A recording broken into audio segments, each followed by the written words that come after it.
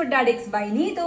കുറേ ദിവസമായി ഞാൻ ലഞ്ച് വീഡിയോ ചെയ്തിട്ട്, കാരണം എൻ്റെ ഗാലറി മുഴുവൻ ദുബായിലെ വീഡിയോസും ട്രാൻഡ്രമായ വീഡിയോസും നിറഞ്ഞു കിടക്കുകയാണ്. അതിൻ്റെ ഇടയിൽ ഇതും കൂടെ കേട്ടിട്ടുണ്ടോ എന്ന് ഓർത്തിട്ടാണ് ഞാൻ എടുക്കാതിരുന്നത്. പക്ഷേ ഞാൻ വന്ന വഴി, അതായത് ദുബായിൽ തിരിച്ച് വന്ന വഴി അമ്മ എനിക്ക് ചാളയും കറിയും വറുത്തതും അവിയലൊക്കെ ആയിട്ട് അടിപൊളി ലഞ്ചായിരുന്നു ഇത്രയും ദിവസം. അതിങ്ങനെ ട്രാൻഡ്രം പോയിട്ട് ഞങ്ങൾ അവിടെ നിന്നും ഒരു മുബാരക് ഹോട്ടലുണ്ട് അവിടെ, മാർക്കറ്റ് റോഡിൻ്റെ അകത്തൊക്കെ ആയിട്ടാട്ടോ, ഒരു മാർക്കറ്റ് പുസ്തകത്തോടെ അകത്ത്. ഞാൻ എൻ്റെ വീഡിയോ ചെയ്തു തരാം. കിടിലം ഫുഡായിരുന്നു, നല്ല അടിപൊളി ഫിഷ് ഫ്രൈയും കറിയൊക്കെ ആയിരുന്നു. പക്ഷെ അതൊരു ഉള്ളിൽ ചെറിയൊരു കടയാണ്. അപ്പോൾ അവിടെ പോയിട്ട് ഫിഷ് കഴിച്ചപ്പോൾ, ഇന്ന് ഞാൻ രണ്ടും തിരിച്ചെത്തിയപ്പോൾ എനിക്ക് ആ ഫിഷ് കഴിക്കാൻ ആഗ്രഹമായിട്ട് ഞാൻ ഇന്ന് മാർക്കറ്റിൽ പോയി ഫിഷ് മേടിച്ച് ഇന്ന് വീഡിയോ എടുക്കാൻ മെയിൻ കാരണം തന്നെ അതാണ്. അതുപോലത്തെ ആ ഒരു ഗ്രേവി, അവരുടെ ഫിഷ് ഫ്രൈയിൽ ഇങ്ങനത്തെ ഒരു എനിക്ക് പറയുമ്പോൾ വെള്ളം മനുവായില്ല, ഇങ്ങനത്തെ ഒരു ഗ്രേവി ഉണ്ടായിരുന്നു. അപ്പോൾ അത് ഞാൻ കഴിച്ചിട്ട് ഏകദേശം അതുപോലെ ആയി എന്നാണ് ക്യാമറാമാൻ പറഞ്ഞത്. പക്ഷെ ശരിയായിട്ടൊന്നുമില്ല. അവരുടെ റെസിപ്പി നമുക്ക് കിട്ടുമൊന്നുമില്ലല്ലോ. പക്ഷെ നമുക്ക് കഴിച്ചിട്ട് ഏകദേശം അതുപോലെ. അപ്പോൾ അതിന് വേണ്ടി മാത്രം ഞാൻ പോയി ഫിഷ് മേടിച്ച് അങ്ങനെ ഉണ്ടാക്കിയതാണ്. പക്ഷെ അവരുടെ കുറച്ചും കൂടെ എരിവുണ്ടായിരുന്നു. എനിക്ക് ഒരുപാട് എരിവിട്ട എൻ്റെ പാത്തുകൊട്ട കഴിക്കില്ല, അതുകൊണ്ട് കുറച്ച് എരിവ് കുറച്ചുണ്ടാക്കി. നമ്മുടെ ലഞ്ചൊക്കെ സെറ്റായിട്ട് നമുക്ക് പെട്ടെന്ന് വിളമ്പിയാൽ എനിക്ക് വിശക്കണം. അപ്പം നമ്മുടെ 50% അവിടെയുള്ള നല്ല കുത്തരി ചോറ്. എവിടെയെങ്കിലും പോയാൽ ഞാൻ ഏറ്റവും കൂടുതൽ മിസ് ചെയ്യണത് എൻ്റെ ചോറാണ് കേട്ടോ.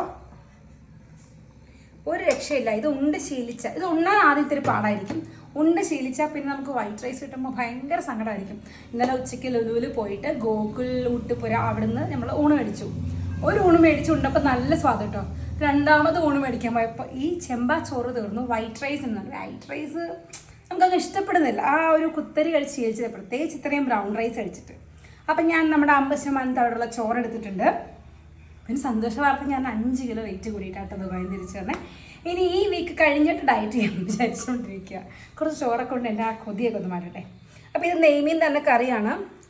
എനിക്ക് ഇതും ആക്ച്വലി കുറച്ച് നല്ല പോലെ മുളകിട്ട് കറി വെക്കണം എന്നായിരുന്നു ആഗ്രഹം. പക്ഷേ പാത്തുക്കുട്ടന് ഈ കറി ഭയങ്കര ഇഷ്ടമാണ്. ഇച്ചിരി പുളിയൊക്കെ ഉള്ള നല്ല തേങ്ങാപ്പാലൊക്കെ പിഴിഞ്ഞ കറി ഭയങ്കര ഇഷ്ടമാണ്. അപ്പോൾ അതുകൊണ്ട് ഞാൻ ഇങ്ങനെ തന്നെ കറി വെച്ചതാണ്. ഇനി നമ്മുടെ കുറച്ച് കടുമാങ്ങ ഉപ്പുമാങ്ങ അമ്മ ഒളിപ്പിച്ചു തരുന്നില്ല. അപ്പോൾ കുറച്ച് അച്ചാർ വിളമ്പിയിട്ടുണ്ട്. പിന്നെ ഇന്ന് പാത്തുന് ഉച്ചയ്ക്ക് ലഞ്ച് ഞാൻ ക്യാൻറ്റീനാണ് വെച്ച് കൊടുത്തത് കേട്ടോ. ഇന്ന് ലഞ്ച് ഞാൻ ഉണ്ടാക്കിയില്ല. സോ അവൾ രാവിലെ പറഞ്ഞിട്ട് പോയി വരുമ്പോൾ മാമ്പഴക്കൂട്ടാൻ ഉണ്ടാക്കി വെച്ചേക്കണമെന്ന്. അപ്പോൾ ഇത് ഞാൻ ഉണ്ടാക്കിയതല്ല, പ്രഭാമ ഉണ്ടാക്കി വെച്ചതാണ്. അപ്പോൾ ഈ മാമ്പഴം എടുത്ത് ചിലപ്പോൾ അവൾ തട്ടിക്കളയുന്നതുകൊണ്ട് ഞാൻ മാമ്പഴം എടുക്കുന്നില്ല. കുറച്ച് വെള്ളരിക്കയും ഇത് മാത്രമേ എടുക്കുന്നുള്ളൂ. പാവല്ലേ, ഒരു കൊച്ചല്ലേ ഉള്ളൂ. പിന്നെ നമ്മുടെ കായയും അച്ചിങ്ങയും മെഴുക്കുവരട്ടി. അപ്പോൾ അതും കുറച്ച്. ഇത് പാത്തുൻ്റെ ഫേവറേറ്റാണ്.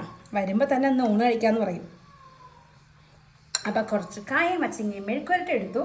പിന്നെ കുറേ ദിവസമായിട്ട് ഞാൻ മിസ് ചെയ്യുന്ന എൻ്റെ കട്ടത്തൈര്, മിൽക്കി മിസ്റ്റിൻ്റെ കട്ടത്തൈര്. അപ്പോൾ കട്ടത്തൈര് പിന്നെ ഞാൻ ചെയ്യുന്നൊരു തെമ്മാടിത്തരമാണ്, വേറെ ആരും അനുകരിക്കരുത്. എനിക്ക് കട്ടത്തൈരിനൊപ്പം വറുത്ത മീൻ കഴിക്കാൻ ഭയങ്കര ഇഷ്ടമാണ്. കൊള്ളില്ല എന്ന് എനിക്ക് നന്നായിട്ട് അറിയാം. ഞാനിങ്ങനെ പോയി. അപ്പോൾ അതെ, നല്ല ഗ്രേവിയുള്ള എൻ്റെ വറുത്ത നെയ്മീൻ ഫ്രൈ, നെമ്മീൻ എന്നൊക്കെ ആൾക്കാർ പറഞ്ഞേക്കും. എനിക്ക് അങ്ങനെ പറയാനൊക്കെ ഇഷ്ടം. പിന്നെ അതിൻ്റെ കുറച്ച് ഗ്രേവിയും കൂടെ ഞാൻ ഇട്ടിട്ടുണ്ട്.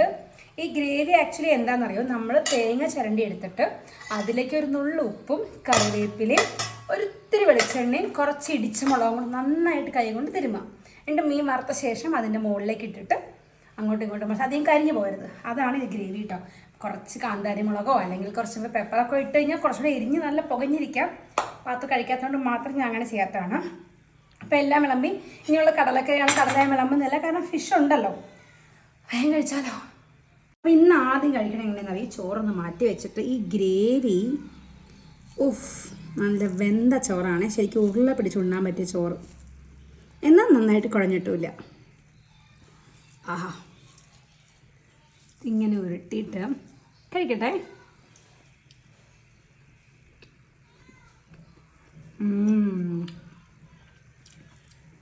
സൂപ്പർ. മീൻ വേണ്ട, ഈ ഗ്രേവി ഉണ്ടെങ്കിൽ തന്നെ ഊണ് കഴിക്കാം. ചെയ്യാത്തവരുണ്ടെങ്കിൽ മസ്റ്റായി ട്രൈ ചെയ്ത് നോക്കണം. ഞാൻ റെസിപ്പി പറഞ്ഞു തന്നല്ലോ. നമ്മൾ സാധാ പോലെ ഫിഷ് വറുക്കുക, എന്നിട്ട് അവസാനം ഇതിട്ടിട്ട് നന്നായിട്ടൊന്ന് മൊരിച്ചെടുക്കുക. സൂപ്പർ അവിടെ സൂപ്പർ.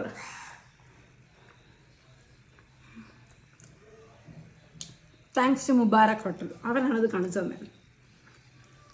ഒരു അടിപൊളി ലഞ്ചായിരുന്നു കേട്ടോ. ട്രിവാൻഡ്രം പോകുന്നവർ അറിയാത്തവർ എന്തായാലും ട്രൈ ചെയ്ത് നോക്കണം. കുഞ്ഞ് സ്പേസൊക്കെയാണ്, അത്ര വലിയ ഭയങ്കര ഇൻറ്റീരിയർ ഒന്നുമില്ല, പക്ഷെ ഫുഡ് കിടലാണ്. ഇനി നമ്മുടെ ഫിഷ് കറി കൂട്ടി കഴിക്കാം.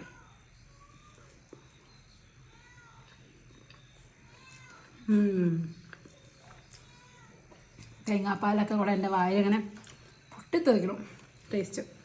നമ്മുടെ കട്ടത്തൈരും കടുമാങ്ങ അല്ല ഉപ്പുമാങ്ങയും ഒരു കൊച്ചു ഫിഷ് ഫ്രൈ.